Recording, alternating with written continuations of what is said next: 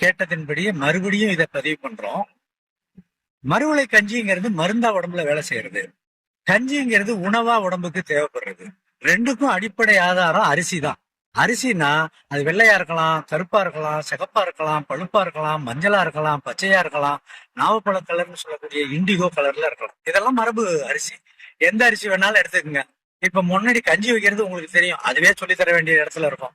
கஞ்சி வச்சு அதை சூடா குடிச்சீங்கன்னா உணவா வேலை செய்யுது. பசி ஆத்திர தண்ணியில உடம்புக்கு தேவையான எல்லா ஊட்டச்சத்து உப்புச்சத்தை கொடுக்குது. இது கஞ்சி. அதே வார அரிசிய, ஏதோ ஒரு அரிசிய உங்க வீட்டுல எவ்வளவு பேர் இருக்கீங்க, எத்தனை டம்ளர் தண்ணி தேவைப்படுங்கிறதுக்கு ஏற்ப 1/4 கிலோவோ 1/2 கிலோவோ 1 கிலோவோ போட்டு ஒரு மண் கலயத்துல அந்த அரிசியை போட்டு தண்ணியை ஊற்றி கஞ்ச வச்சு இறக்கி வச்சிடணும். மேல ஒரு மண், அதுலயே மடக்கு மூடிங்கிறது இருக்கும்.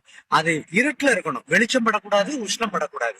இதை எடுத்து வச்சிட்டீங்கன்னா இரவோ மதியமோ செஞ்சு வச்சீங்கன்னா அடுத்த நாள் காலையில எடுத்தீங்கன்னா அந்த மறுவிலை கஞ்சி தயாரா இருக்குன்னு அர்த்தம். அப்ப 2 விஷயத்த நீங்க கணக்குல எடுத்துக்கணும். காலையில எடுத்து அதை திறந்து பாக்குறப்பே நல்ல ரம்யமான ஒரு ஒரு மெல்லிய ஆடை மாதிரி படியும், சாம்பல் பூத்ததுல இந்த ஈயம்னு சொல்லக்கூடிய திறமை நுண்ணுயர்ல படியறது மாதிரி ஒரு இருக்கும். அதை முகர்ந்து பாத்தீங்கன்னா நல்ல மனம் வீசணும், நறுமணமா இருக்கணும், மென்மையான மனம், நல்ல ஆர்வமா இருக்கணும், துர்நாற்றம் வீசக்கூடாது. அப்ப கண்ணால பாக்குறப்பயும் நல்லா இருக்கணும், வாசனையும் நல்லா இருந்துச்சுன்னா அதுக்கு பேரு தான் மறுவிலை கஞ்சி. இப்ப எப்படி சாப்பிடுறது? ஆளுக்கு ஒரு டம்ளர், 5 பேர் இருக்கும், 5 டம்ளர் அதுல இருக்கு. அந்த காலையில எந்திரிச்சோன்னா அதை ரெண்டையும் பார்த்துட்டு வடிகட்டுங்க. அந்த தண்ணியை 5 பேரும் குடிச்சிட்டீங்கன்னா அங்க தண்ணி குறைஞ்சு போயிடுது இல்லையா? மறுபடியும் அதே 5 டம்ளர் தண்ணியை அதுல ஊத்துங்க. அதை ஊத்தி என்ன பண்ணணும்னா நேரடியா சூடு பண்ணக்கூடாது. ஒரு பாத்திரத்துல தண்ணி வச்சு வேற ஒரு பாத்திரத்துல தண்ணியை வச்சு அந்த தண்ணி சூடு வந்த உடனே இந்த களையத்தை தூக்கி அது உள்ள வச்சு அந்த தண்ணி வெப்பத்துல இந்த பானை சூடு வரணும்.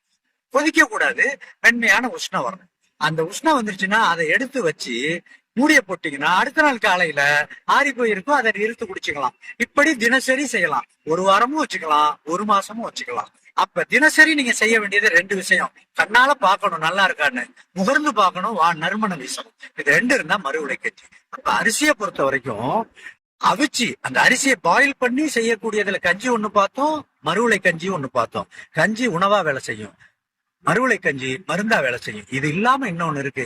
அரிசியை எடுங்க, அது கருங்குருவை, நம்மளுடைய அரிசி வச்சுக்கோங்க. கருங்குருவையை எடுத்து நல்லா 1 கிலோவோ 2 கிலோவோ பெரிய மண்பானையில போட்டு நல்ல தண்ணியை ஊத்தி அவிக்க கூடாது. அதை அப்படியே மண்ணுல புதைச்சி மூடிய போட்டு மூடி வச்சிருங்க, பூமிக்கு அடியில புதைச்சிருங்க. அதை கிட்டத்தட்ட 30ல இருந்து 90 நாள் கழிச்சு அதை வெளியில எடுங்க. எடுத்து அந்த தண்ணிய சூடு பண்ணாம குடிங்க. அது பரம ஔஷதம், அனைத்து நோய்க்கும் மருந்து. அப்ப அரிசியிலேயே நிறைய மருந்து செய்யலாம். கூடுதலாவும் இப்ப நான் ஒண்ணு சொல்லியிருக்கேன், அரிசி தான் உடம்ப காக்கும், பசியாத்து நோயை வரும். நன்றி.